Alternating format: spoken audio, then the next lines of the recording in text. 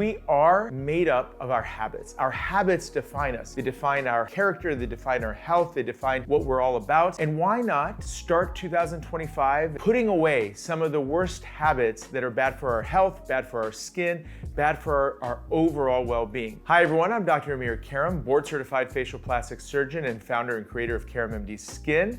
I specialize in facial rejuvenation, which basically means I help people look as young as they feel. We're going to talk about some very important lifestyle habits that are affecting the way we look. Our skin, our well-being, our sense of healthiness, and our energy.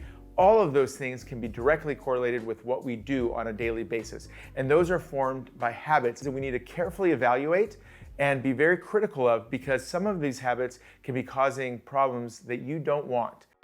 When I was a medical student and resident, there was such a macho thing around not sleeping. This attitude that, if you slept less and worked more, the better it is. I wanted to outwork my colleagues. I wanted to get as much as I possibly could because I wanted to be the best that I could possibly be. There is so much power and benefit in sleep. I am not talking about just for our mind and our well-being, our health, etc. All that has been very, very well documented. What many of you may not know is the impact sleep has on our skin. There's been a number of research studies that have shown that lack of sleep has a direct effect on the fibroblasts in our cells, the cells that create collagen. And therefore, by decreasing the amount of sleep that we get, our fibroblasts are not creating as much collagen. And remember, in some of the videos that we talked about in the past, skin aging revolves around decreased collagen production as we age. So things that are going to accelerate that process are definitely things that we want to get out of our life. Additionally, skin barrier repair. Remember the skin barrier? We did a video on this a while back, but basically the topic of the skin barrier is so important and so timely because the skin barrier is basically the protection that our skin affords us by decreasing the amount of pollutants and UV radiation and viruses and bacteria from entering our body. So a properly functioning skin barrier is an absolute critically important part of health and well-being. And overnight when you sleep, just like in so many different areas of our body, there's a recovery process, and that recovery and remodeling process affects the skin barrier just like it does in everything else, our muscles, etc. And if we're not getting plenty of sleep, that skin barrier is going to be weakened, and as a result, the functional aspect of skin becomes compromised. In addition, not getting good sleep is inflammatory. So your skin might be more sensitive. It could have a little bit of eczema. It could also show signs of just redness and overall inflammation. These are things that create a problem with the products that you put on because you might not be as tolerant to them if your skin is inflamed. Now, there's another aspect of skin aging and just overall body aging related to the telomeres. The telomeres are the end sections of chromosomes in our DNA that every time there's a cell division process, you lose and shorten a little bit of the telomeres. Sleep has a direct effect on that as well. So in terms of durability and longevity of cellular function, that's also an important aspect that you want to basically be able to preserve as much telomere length as possible before that cell completely stops functioning. So what are some of the direct effects of sleep on the appearance of skin? Well, it can contribute to fine lines and wrinkles. It can contribute to puffiness and dark circles under the eyes. It can also function by just making the skin look dull and kind of ashen looking, not very vibrant and fresh. It also affects dryness of the skin. Interestingly enough, probably related to some of the inflammatory aspects and also related to the skin barrier, but dryness is a direct relationship to those as well. So what are the takeaways when related to sleep? So number one, prioritize it. This is what it's really about. Prioritize sleep. Make sure you're getting between 7 to 9 hours of restful sleep a night. Sleep is reparative and it's restorative, and that's really what the basis of good health starts with. Starting around 8 o'clock or so, I kind of shut down on social media. I shut down my phones. I stop looking at screens, etc. I wind down. Oftentimes, I actually do a sauna right around that time of the night or a warm shower. I stretch, start a show typically around 9:15 or so, watch about half an hour with my family. Just winding everything down, darkening the room, get some of that melatonin to secrete, and just letting your mind rest and relax, not thinking about emails or thinking about the next day, etc. By the time I get into bed around 9:45 or 10 o'clock, I'm typically reading for about 15, 20 minutes, maybe a little bit longer sometimes, but usually by that point I'm pretty tired and a little bit of reading puts me right to sleep. We also like to have the room cool down. Usually I actually sleep with a room around 66 degrees. That's typically the level that I feel comfortable. There's a lot of science that shows a cool room is really helpful to get you into a deeper sleep as possible. All these things set you up for good sleep, and that's some of the habits that I've tried to pick up and implement every single night. And then waking up at 6:30 in the morning, I usually do not need an alarm. I'm bright and alert. Get off and start my day. I like to do a cold plunge. I like to do a little bit of morning walking. I like to do some stretching before surgery. That gives me the opportunity to feel perfectly rested as we go into it. Now, I also notice at times when there's something stressful going on in my life, or some matters related to some patient or some other issue, if I'm thinking about those things and it's wearing on me, it's going to affect my sleep. So do your best to compartmentalize and stick the stressful life events outside. Know that you need your sleep so that you can go out there and fight those things in the best possible way with a good night of sleep. Alcohol consumption is one of those things where I don't even think it's a matter of controversy, but I do think it's a personal choice. More and more people are moving towards limiting or not drinking alcohol at all anymore. The data and the science behind how much of a toxic effect it has on every cell in our body is beyond question. I mean, fundamentally, alcohol is a poison. It's a poison many of us choose to consume because of the altered state of consciousness and the pleasure that comes from drinking, whether it's from a taste point of view, social point of view, or just simply the way it makes you feel. I'm not gonna get in here and tell everyone that they need to stop drinking. I don't have a complete cessation on drinking, period, but I have to say that much of my alcohol consumption has truly decreased over the last several years. I never was a heavy drinker, but now if I do drink, even if I drink like 2 or 3 drinks, I can feel how much of an effect it has on my sleep, how much of an effect it has on my next day. I don't know if I was aware of it before, because if I did it more often, you just kind of think this is the steady state and this is how you're supposed to feel. But now I really notice a difference. So I save the alcohol for special occasions. If I'm at dinner and I don't really feel like I need a drink, I won't have a drink, when I'm even out with my friends. And there's nothing wrong with that. And I think more and more of my friends, maybe it's because of awareness, aging, whatever it is, but we're seeming to drift in that particular direction. And I think it has a lot of beneficial effects on our overall health and energy and everything else that comes with it. But the science on our skin is also very powerful. It can be dehydrating to the skin, which makes the skin appear drier and just gray and ashen a lot more. It has just an overall effect on the quality and the appearance of the skin. And remember when we were talking about fibroblasts? Well, there's studies that actually show alcohol consumption can decrease the production of fibroblast activity, which means decreased production of collagen. And people who drink a significant amount of alcohol, even in moderation, will find that their skin looks more sagging, fine lines and wrinkles, overall more dull and dehydrated. Many of the same effects that we talked about happen during sleep deprivation. Finding a way to decrease your alcohol consumption can have a direct effect on all around body inflammation, all around health. Vitamin deficiency is actually affected by this. Vitamins and minerals are depleted as a result of alcohol consumption. Really look at this aspect of your life and see when and where you can decrease the amount of alcohol. And if you feel like it, you can even stop it completely. I'm not quite there yet, but who knows? We'll see what the next year shows. You've heard me say the 3 C's, right? Which is commitment, consistency, and continuity. That is the absolute basis for getting great skin once you are on the right products. And as you all know, in my opinion, the best product is the product I developed. That's why I developed it. And that is the trifecta, because it allows you to be consistent with it, because it's 2 minutes twice a day and you're done, and you're getting all the important actives that you need for your skin to see changes. But what happens if you start playing the game of, okay, I'm gonna do it for a few days and then stop for a week and then do it again? Well, that skipping aspect is what is going to cause your skin to not make progress, because the progress that you're seeing with your skin is happening at the cellular level, and cellular level changes need to be given constant input. So when you use a retinol or vitamin C, you're causing your skin to upregulate and create more collagen, for example, and many actives decrease the amount of melanin produced, so you decrease pigmentation and improve fine lines and wrinkles. And when you stop doing that for a period of time, because you're starting and stopping, you're moving a few steps forward and then a few steps back, and you're not really going anywhere. Or if you're exposed to sun and just normal aging, you're actually going backwards.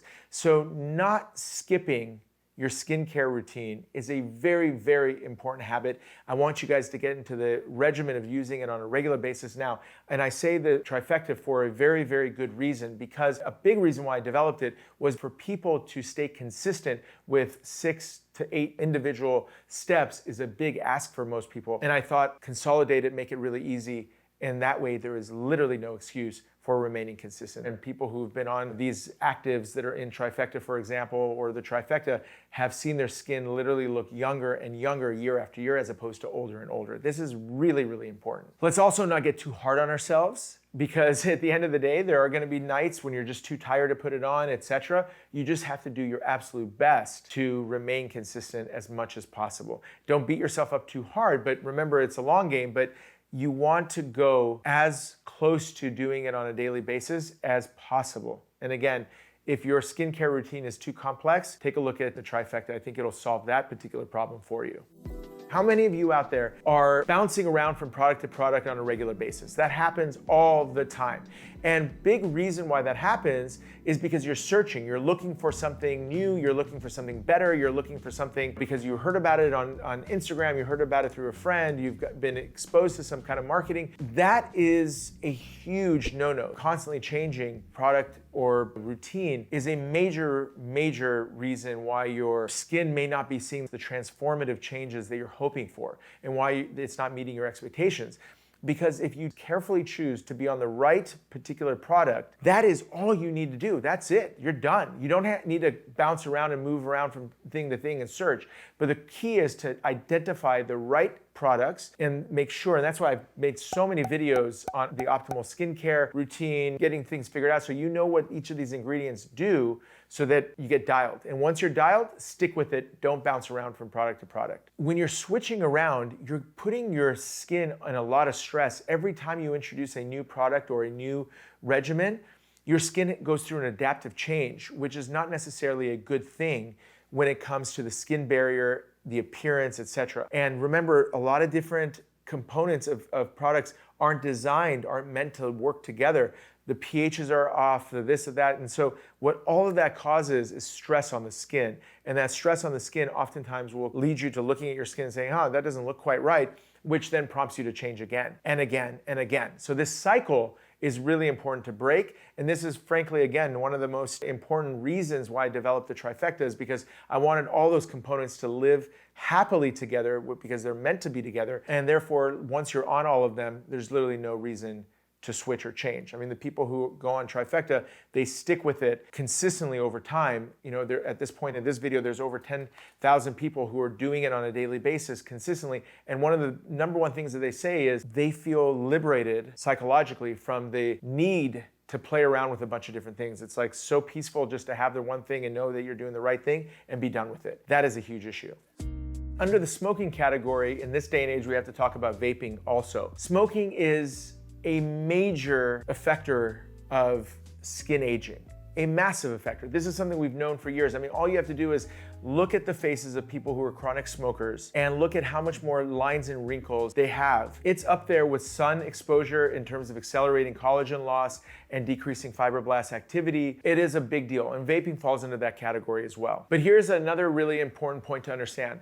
Smoking provides nicotine. That's what's the addictive substance in most smoking situations. The nicotine is oftentimes replaced nowadays with vaping and nicotine gum or nicotine patches, etc. The issue is nicotine is a vasoconstrictor. It means decreases the blood flow. Now, when you decrease blood flow, the organ is not as healthy looking or functioning as it normally will be. For example, if I were to do a facelift on a patient, I require them to stop smoking or using any nicotine for at least 2 months, because if not, the risk of wound breakdown and necrosis, which basically means dying skin, goes up dramatically. And who wants to have an elective facelift procedure and then have half your face basically melt away because the wound didn't get enough blood supply and it broke down? That is very, very telling about what's happening at a microcirculation level when it comes to smoking, vaping, and using nicotine in general. So the obvious impact is going to be that it's going to have direct effects on the skin as well. And those are the things that I would say none of us want. When it comes to vaping, there's been a lot of research and awareness around the effects that it can have on our lungs. It's even greater and more dangerous than regular smoking. But we all know smoking and all the other things, what it can do from a lung cancer point of view, etc. But it is a very, very hard habit to kick. So this is why I'm going to give you a lot of credit if you can get rid of the smoking habit completely, because that is the one thing that none of us need in our lives, not even in moderation, because the potential to become addicted, especially vaping, which is a lot more concentrated nicotine and makes it much more addictive, is a very fine line to toe. You want to get out of the habit of leaving the house without sun protection. And I mean this quite honestly, the sun is contributing to 80% of your visible skin aging changes. I would put smoking as right up there with it. And if you're doing both of those, well, you're really running down a very, very bad path in terms of accelerating what Mother Nature would basically have contributed. Because in my practice, I see patients from all over the world. And the ones that come from areas where sun is low, places like Canada, places like Washington State, Oregon State, in general, shocking how much better their skin looks compared to people who've been born and raised in areas like Southern California and in Arizona and in areas where sunbathing, especially in my generation of youth, was very popular. You will see how much of an effect sun has, both in terms of decreased collagen production, which leads to fine lines and wrinkles, dehydration of the skin, as well as pigmentation and sunspots. Those are things that all of which make the skin look older. These are the things that you want to basically minimize as much as possible, even though skin cancer is a very real thing, and so is melanoma and all these other aspects that are related to increased UVA and UVB exposure. Even if you decide you want to let your arms and legs get some color, my general recommendation is limit it as much as possible. Enjoy the sun. I'm from Southern California. I'm from San Diego. I'm out in the sun all the time. I just make sure that I wear sunscreen. I wear a hat. My wife, Netta, is very hardcore about sun protection. She even wears a little UV protective face mask when she goes out, a big hat. During her long walks, that's just her thing. She wants to keep her skin as preserved and beautiful as possible. So when she is out and about with her friends and we're at dinner parties or in social situations, she has this beautiful looking skin underneath it. She's not spoiling it by a bunch of sun exposure. So that's really important. So let's make sure we get into the habit of putting on sunscreen before we leave and get rid of the habit of baking in the sun. Processed foods are almost impossible to completely get out of your diet. I mean, I think that would be a very big challenge in a modern world. So many things are processed. However, the more conscious you could be of this and try to remove as many things that are processed and replace them with whole foods, you want to be able to get as much nutrients out of the actual food as possible. That's where all the vitamins and minerals, fiber, and all these other things are. Foods that are very significantly processed have been contributed to acne, increased inflammation, all around. The appearance of skin does not look quite as good when you're eating a high volume of processed food. So from an appearance point of view, as well as a health point of view, trying to decrease the amount of processed foods we eat is definitely a habit we want to address in 2025. Folks, I can't stress this enough. As we get older, and I'm 51 as I mentioned, as you get older, you want to preserve as much strength and as much mobility and flexibility and all the things that basically allow your body to move in the most youthful way possible, because some of the biggest challenges as we get older is the ability to be strong enough to be able to walk upstairs or downstairs or up hills or downstairs, and all that has a negative spiraling effect because the less you do, the less you can do. So it's this negative feedback cycle that ends up causing us to be sitting around and not exercising and not getting out and being with our families and our grandkids and all the other things that we love to do. So prioritizing activity and exercise is critical, and not paying attention to exercising, no matter what age you are, is a habit that we need to get rid of in 2024. When it comes to your skin specifically, it actually has direct effects because the act of physical activity, sweating, blood flow, all those things have a vibrant effect on the complexion of our skin. The sweating process clears our pores. It has a lot of very beneficial effects on the actual skin and how the skin actually looks. So those are things that you want to basically do, not just because of all the health benefits, which is, in my opinion, the number one priority, but also on your appearance. So prioritize exercise. Break some of those negative habits that you might be having, the things that effectively keep you from being able to exercise. For example, for me, I have 2 points of my day that I like to exercise. I like to do mild or moderate cardio in the morning, whether it's rucking in the canyons. I go out for 30 minutes to an hour in the morning. Additionally, sometimes I do a Peloton bike in the mornings. That also gets the blood flowing and gets good cardio, coupled with a little bit of stretching. In the afternoons, I will come home to do some stretching and some release of my body, but also some weight resistance exercise exercises. I do calisthenic type workouts, so I don't require a gym. I spend about 30 to 40 minutes at a time. That might be 3 to 4 days a week of that type of resistance training, but it's enough to basically keep my muscles in tone, keep my body moving, and gaining strength, which is so important. And those are some of the things that I've added to my own life, and I had to truly break some of the bad habits, like for example, coming home and immediately eating without exercising, or jumping on a couch and just sitting there and watching some TV, etc. Those were habits that I had to basically break.